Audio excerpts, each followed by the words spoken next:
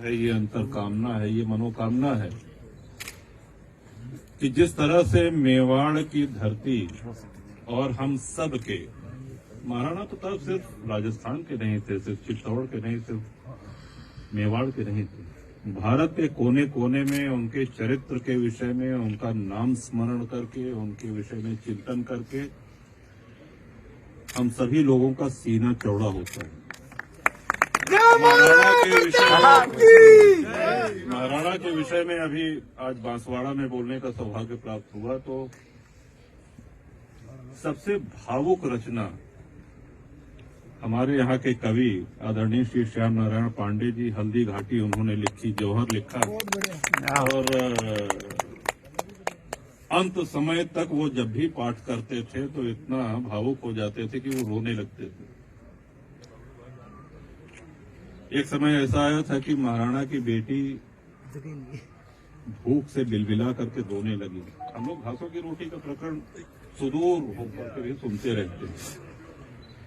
देखिए, भाषण में क्रांति पैदा करना वो एक अलग बात है, लेकिन उसको जीना वो एक बहुत कठिन रास्ता है।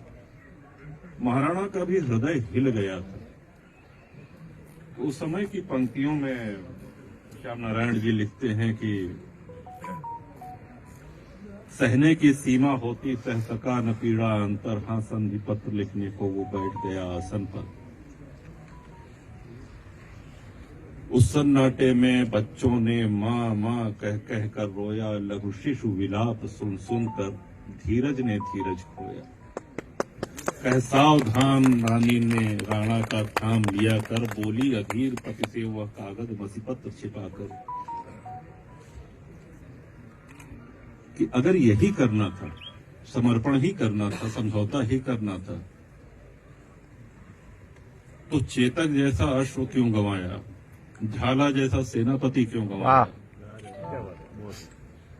और देखो आसमान की तरफ सब तुमको धिक्कार रहे हैं, आसी मांग रही कन्या भी तू आंसू ढार रहा है। और रानी ने उसके बाद जो महाराणा जो श्याम नारायण पांडे जी की कलम चली है कि तू भारत का गौरव है, तू जननी सेवारत है, सच कोई मुझसे पूछे तो तू ही तू भारत है, तू प्राण सनातन का है, तू जननी का रक्षक, तू सतियों का अंचल है। यदि तू ही कायर बनकर बैरी से संधि करेगा तो कौन भला भारत का बोझा माथे पर लेगा। जीवन जीने के दो तरीके होते हैं, एक सुविधा भोगी, एक क्रांति का मार्ग। हम सब के आदर्श महाराणा ने उस क्रांति के मार्ग को चुना। और आप ये भी जानते हैं, राजस्थान के इतिहास की हमसे बहुत बेहतर जानकारी आप लोगों की है। बहुत सी रियासतें थी जिनको किसकी ओर से लड़ना चाहिए था और किसकी ओर से लड़ रहे थे, इसमें बहुत विस्तार में जाने की आवश्यकता नहीं है। सही फरमाया हुक्म। लेकिन आप ये दुर्भाग्य देखिए कि कितनी रियासतें महाराणा के खिलाफ आक्रांताओं के साथ खड़ी होकर के और अपने ही देश में, अपने ही प्रदेश में, अपने ही सभ्यता के साथ तांडव मचा रही थी। तो ये दुर्भाग्य उन्होंने झेला है। हमारी शुभेच्छा है महाराज कुमार जी को भी, आप सभी लोगों को भी, कि मेवाड़ अपना खोया हुआ गौरव प्राप्त करे। जय मेवाड़। महाराज कुमार की जय। बोलो एकलिंगनाथ की जय। पूर्वजों का तो चाहे देखिए, चाहे आप बप्पा रावल को ले लें, चाहे वीर दुर्गादास राठौर को ले लें, जितनी गिनतियों के बहुत लंबी महापुरुषों की फहरिस्त है। अतीत गौरवशाली है, इसमें कोई दो राय नहीं, लेकिन वर्तमान सशक्त और गौरवशाली बनाना ये आप लोगों के हाथ है। बोलो महाराज कुमार मेवाड़ की जय। और आज लड़ाई भी काफी बदल गई है। आज तोप तलवार की लड़ाई नहीं रह गई है। आज आप लोगों को घास की रोटी खाने की आवश्यकता नहीं पड़ेगी। आज आपको घास की रोटी खाने की आवश्यकता नहीं पड़ेगी। आज रणनीति में हर वर्ग को, क्योंकि महापुरुष की और संतों की, क्रांतिकारियों की कोई एक जाति, कोई बिरादरी नहीं होती, सबको साथ लेकर के चलें। ये भी स्मरण रखें कि जब क्षत्रिय समाज अधिकांश महाराणा के खिलाफ अकबर की सेना के साथ लड़ रहा था, तो साथ किसने दिया? साथ भीलों ने दिया, आदिवासियों ने दिया, भामन शाह ने दिया।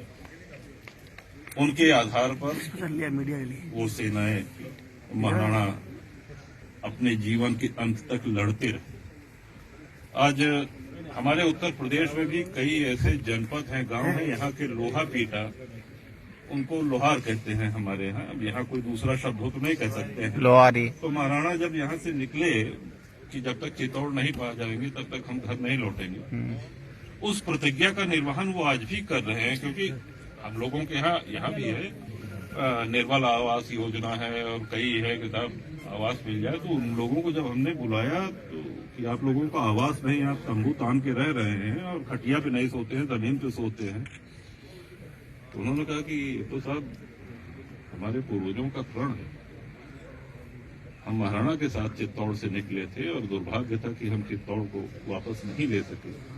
और हमारे पूर्वजों ने, और आज भी हमारे यहाँ ये परंपरा है कि जब हमारे पिता जाते रहते हैं, जाने का समय हो जाता है, तो ये संदेश, ये आदेश दे करके जाते हैं कि इस प्रण का पालन करना। अब आप कल्पना करें कि महाराणा के चले जाने के 500 वर्ष बाद भी इस भौतिकतावादी युग में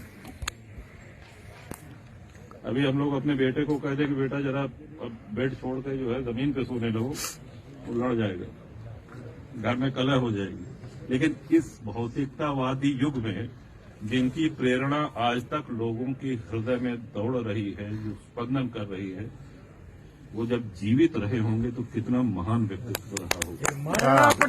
यही सब बातें निवेदन करने और आप सबको हमारे विनम्र प्रणाम जय। और पधारे साहब, काशी पधारिए, हर हर महादेव दर्शन करिए, आनंद आएगा। गंगा जी का स्नान करिए और श्री राम जन्मभूमि का दर्शन करिए। एक बार पुनः आप सभी लोगों ने सम्मान दिया, अपनत्व दिया, इसके लिए आभार। और महाराज माता जय श्री राम भैया की जय।